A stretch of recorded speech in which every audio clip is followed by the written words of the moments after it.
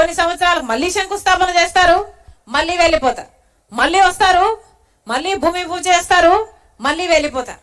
ఒక్క ఇటుకన్నా కట్టారా అంటే ఒక్క ఇటుక కూడా కట్టలేదు. ఆఖరికి అది శంకుస్థాపనల ప్రాజెక్టుగా తయారైంది. ఏమన్నా కడప ఫ్యాక్టరీ అయిందా? రాజశేఖర రెడ్డి గారు ఉండుంటే ఎప్పుడో అయిపోయింది. మరి ఎందుకున్నట్టు? ఎమ్మెల్యే అయినా మీ ఎంపీ అయినా ఎందుకు ఓట్లేసినట్టు? మీకు పనికి రాకపోతే, మీకు పని చేయకపోతే వీళ్ళు ఎందుకు అధికారంలో ఉండాలి? ఈరోజు మీరు ఓట్లేస్తే గెలిచాడు అవినాష్ రెడ్డి, మీరు ఓట్లేస్తే ఎంపీ అయ్యాడు అవినాష్ రెడ్డి గారు. ఈరోజు అదే అవినాష్ రెడ్డి గారు వివేకానంద రెడ్డి గారిని హత్య చేయించే విషయంలో అవినాష్ రెడ్డి పాత్ర ఉంది అని సిబిఐ స్వయాన సాక్ష్యాలు, ఆధారాలు, వాంగ్మూలాలు అన్ని చూపుతూ ఆయనను అక్యూజ్డ్ గా, దోషిగా చేర్చడం జరిగింది. మరేమైంది? అక్యూజ్డ్ గా, దోషిగా ఒక పెద్ద మనిషి, రాజశేఖర రెడ్డి గారి తమ్ముడు, ముఖ్యమంత్రి గారి తమ్ముడినే చంపించారు అని కేసులో ఉన్నా కూడా ఈ రోజు వరకైనా అవినాష్ రెడ్డి ఒక్క రోజైనా జైలుకు వెళ్ళాడా? లేదు. ఎందుకంటే సాక్షాత్ ముఖ్యమంత్రి జగన్మోహన్ రెడ్డి గారు, మీరందరూ ఓట్లేసి గెలిపిస్తే ముఖ్యమంత్రి అయ్యాడు. ఈరోజు జగన్మోహన్ రెడ్డి గారు సాక్షాత్తు ముఖ్యమంత్రి అయ్యుండి తన అధికారాన్ని అడ్డేసి అవినాష్ రెడ్డిని కాపాడుతున్నాడు. కాబట్టే ఈరోజు సిబిఐ ఒక్క ఎంట్రుక కూడా పీకలేకపోయింది అవినాష్ రెడ్డికి. న్యాయమేనా ఇది? ధర్మమేనా ఇది? అధికారం ఇచ్చింది ఎందుకు? జగన్మోహన్ రెడ్డి గారిని నమ్మి ఓట్లేసింది ఎందుకు? ప్రత్యేక హోదా తీసుకొస్తాడు అని, పరిశ్రమలు వస్తాయి అని, పోలవరం లాంటి ప్రాజెక్టులను పూర్తి చేస్తారు అని, మన ఆంధ్ర రాష్ట్రానికి ఓ రాజధాని కడతారు అని, కడప స్టీల్ ఫ్యాక్టరీ ఇస్తారు అని, మన రాయలసీమకు స్పెషల్ ఎకనామిక్ ప్యాకేజీ తెస్తారు అని, ఇలా ఒకటి కాదు, రెండు కాదు, ఎన్నో ఆశలు పెట్టుకుని జగన్మోహన్ రెడ్డి గారు ముఖ్యమంత్రిని చేసుకుంటే అవినాష్ రెడ్డికి మీరు ఓట్లేసి ఎంపీని చేస్తే ఏం చేస్తున్నారు? జగన్మోహన్ రెడ్డి గారు మీరిచ్చిన అధికారం చేత ఒక హంతకుణ్ణి కాపాడుతున్నారు. మీరిచ్చిన అధికారాన్ని అడ్డేసి ఈరోజు వివేకానంద రెడ్డి అంత గొప్ప మనిషిని హత్య చేయించారు అని తెలిసి కూడా సిబిఐ అన్ని ఆధారాలు చూపుతున్నా కూడా ఈరోజు వివేకానంద రెడ్డి గారి సొంత చిన్నాన్నను హత్య చేసిన మనిషిని వెనుకోసుకొస్తున్నారు, పక్కనే నిలబెట్టుకుని హంతకునితో తిరుగుతున్నారు. 5 సంవత్సరాలుగా ఒక హంతకుని వెనకేసుకొచ్చారు జగన్మోహన్ రెడ్డి గారు.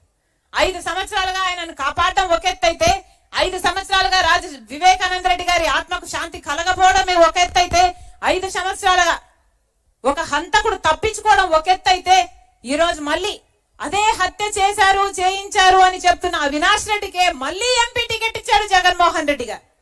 ఇది ఇంకొక ఎత్తు. ఇది అన్యాయం అని చెప్పడానికే ఈ రోజు రాజశేఖర రెడ్డి బిడ్డ ఎంపీగా పోటీ చేస్తుంది. ఇది అన్యాయం కాకపోతే మరి ఏమిటి? అంటే మళ్ళీ వాళ్ళకే సీట్ ఇస్తే మళ్ళీ వాళ్ళే గెలవాలట, అవినాష్ రెడ్డి గెలవాలట, మళ్ళీ అధికారంలో ఆయన ఉండాలట, ఆ అధికారాన్ని మళ్ళీ ఆయనను కాపాడుకోవడం కోసం వాడుకోవాలట, ఆ అధికారంతో మళ్ళీ చట్టసభల్లో వెళ్లి కూర్చోవాలట. ఇందుకేనా అధికారం ఇచ్చింది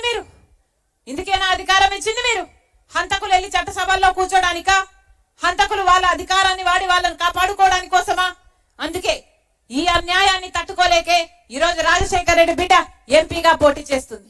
ఇన్ని సాక్ష్యాలు, ఆధారాలు ఉన్నా కూడా ఈరోజు హంతకులు తప్పించుకుని తిరగడమే కాకుండా అధికారంలో ముఖ్యమంత్రిగా ఉన్న జగన్మోహన్ రెడ్డి గారు స్వయాన హత్యా రాజకీయాలను ప్రోత్సహిస్తున్నారు. కాబట్టే ఇది తగదు. కాబట్టే ధైర్యం చేసి ఈరోజు రాజశేఖర రెడ్డి బిడ్డ ఎంపీగా పోటీ చేయడం జరుగుతుంది.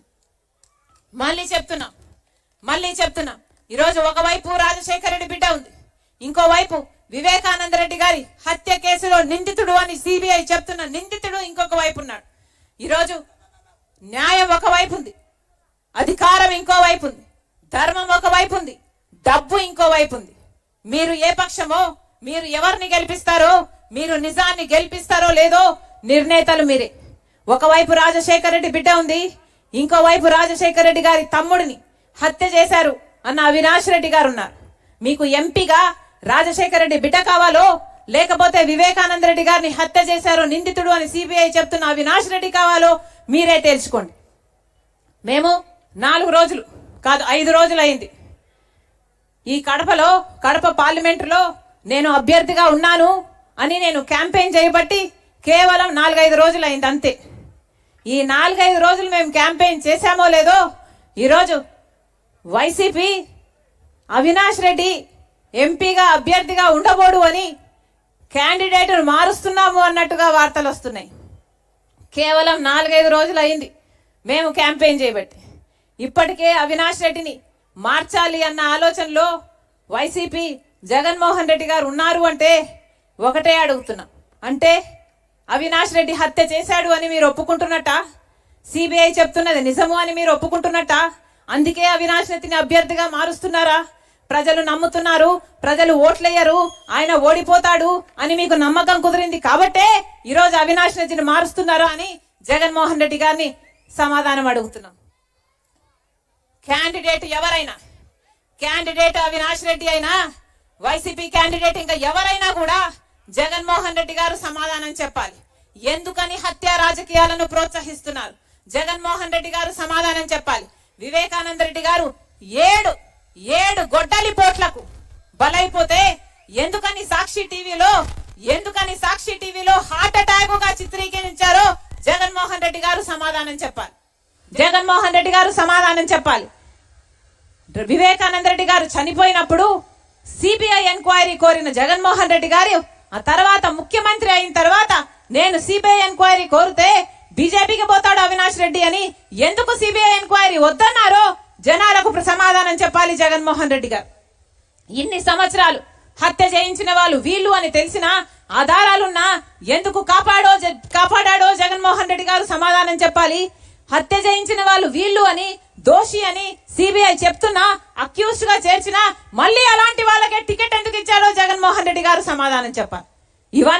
ఇవన్నీ జగన్మోహన్ రెడ్డి గారు ఈ ప్రజలకు, మీకు, కడప వాసులకు, కడప ఎంపీ పార్లమెంట్ పరిధిలో ఉన్న ప్రతి ఒక్కరికి సమాధానం చెప్పాల్సిన అవసరం ఉంది. మళ్ళీ చెప్తున్నా, నేనైతే రాజశేఖర రెడ్డి బిడ్డను. పులి కడుపున పులే పుడుతుంది. నాకు భయం లేదు, నాకు ఎవరిని చూసినా భయం వేయదు. అంతేకాదు ఏ అన్యాయాన్ని చూసినా నేను సహించలేను. అందుకే ఈరోజు ధైర్యం చేసి మళ్ళీ హంతకులు పార్లమెంటుకు వెళ్ళకూడదు, మళ్ళీ హంతకులకు అధికారం ఉండకూడదు అని ఈరోజు రాజశేఖర రెడ్డి బిడ్డ పార్లమెంటుకు నిలబడింది. మరి మీరు కూడా ధైర్యం చేస్తారా? మీరు కూడా నిజం వైపు నిలబడతారా?